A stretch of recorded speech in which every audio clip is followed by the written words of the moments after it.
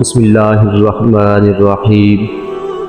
حضور اکرم صلی اللہ علیہ وسلم نے ارشاد فرمایا، وحی کا ابتدائی دور اچھے سچے اور مجھ پہ پاکیزہ خوابوں سے شروع ہوا۔ آپ صلی اللہ علیہ وسلم خواب میں جو کچھ دیکھتے وہ صبح کی روشنی کی طرح صحیح اور سچا ثابت ہوتا۔ پھر من جانب قدرت آپ تنہائی پسند ہو گئے اور آپ صلی اللہ علیہ وسلم نے غار حرا میں خلوت نشینی اختیار فرمائی اور کئی دن اور رات وہاں مسلسل عبادت اور یاد الہی و ذکر و فکر میں مشغول رہتے۔ جب تک گھر آنے کو دل نہ چاہتا تو شاہ ہمراہ لیے ہوئے وہاں رہتے۔ تو شاہ ختم ہونے پر ہی اہلیہ محترمہ حضرت ختیجہ رضی اللہ تعالیٰ عنہ کے پاس تشریف لاتے اور کچھ توشہ ہمراہ لے کر پھر وہاں جا کر خلوت گزی ہو جاتے۔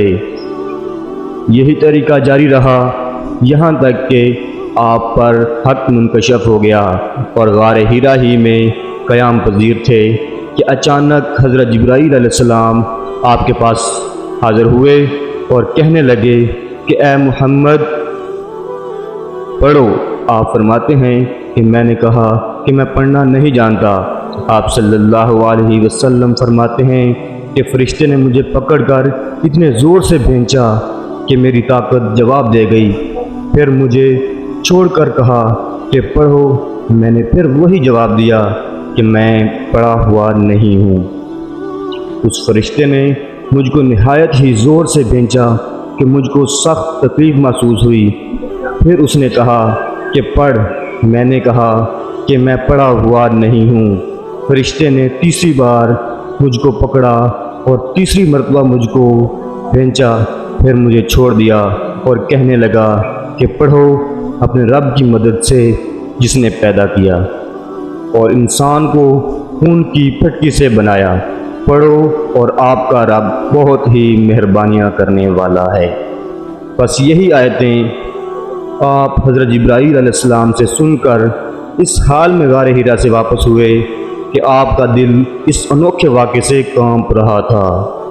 آپ حضرت ختیجہ رضی اللہ تعالیٰ عنہ کے ہاں تشریف لائے اور فرمایا کہ مجھے کمبل اڑا دو، مجھے کمبل اڑا دو۔ لوگوں نے آپ کو کمبل اڑا دیا۔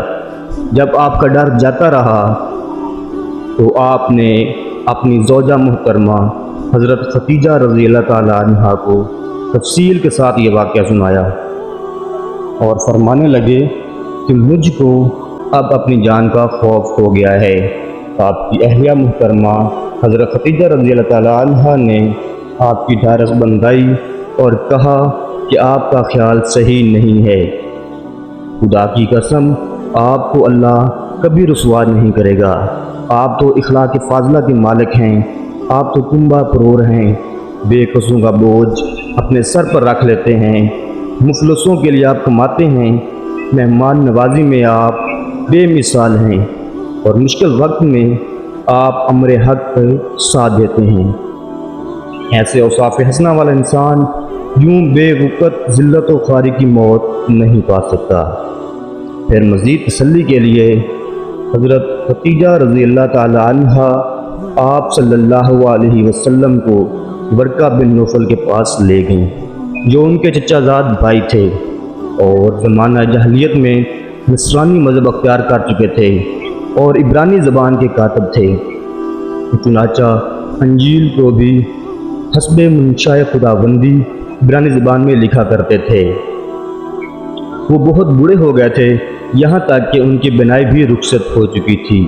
حضرت ختیجہ رضی اللہ تعالیٰ عنہ نے ان کے سامنے آپ کے حالات بیان کیے اور کہا کہ اے چچا زاد بھائی، آپ بھتیجے محمد صلی اللہ علیہ وسلم کی زبانی ذرا ان کی کیفیت سن لیجئے۔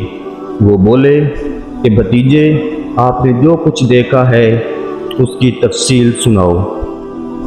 چنانچہ آپ صلی اللہ علیہ وسلم نے از اول تا آخر پورا واقعہ سنایا، جسے سن کر ورقہ بے اختیار ہو کر بول اٹھے کہ یہ تو وہی ناموس معزز رازدان فرشتہ ہے جسے اللہ نے حضرت موسیٰ علیہ السلام پر وحی دے کر بھیجا تھا۔